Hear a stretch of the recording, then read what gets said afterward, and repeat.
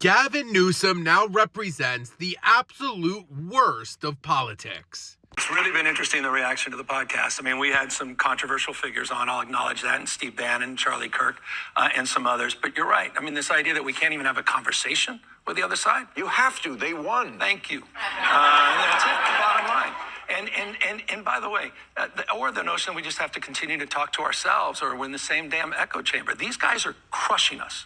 The Democratic brand is toxic right now.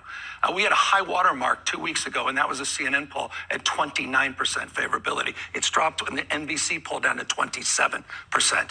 It's one thing to make noise, but you also have to make sense. And I think with this podcast and having the opportunity to dialogue with people I disagree with, it's an opportunity to try to find common ground and not. And there you have it. That's why Gavin Newsom has abandoned the Democrat Party. He believes that the Democrat Party is toxic because we have low approval ratings for our Democrat Party right now. But the reason we have low approval ratings for the Democrat Party is because the Democrat Party is pissed at spineless cowards like Gavin Newsom, who refused to have a backbone and stand up to Donald Trump and the fascist right-wing dictatorship that's rising in this country.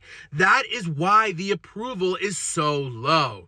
What Gavin Newsom has done is he's shown that he was willing now to sell out all of his values and the things that were important to him because he so badly just wants to be the president one day. And that is the problem with politics and the politicians who are in there now. When you look at MAGA Republicans, so many of them know what Donald Trump is doing is absolutely wrong. But they're willing to sell this country out and sell the American people out to stay in power. And that's what Gavin Newsom is doing right now. He thinks his ticket into the White House in 4 years is to court the fascists, to court the MAGA.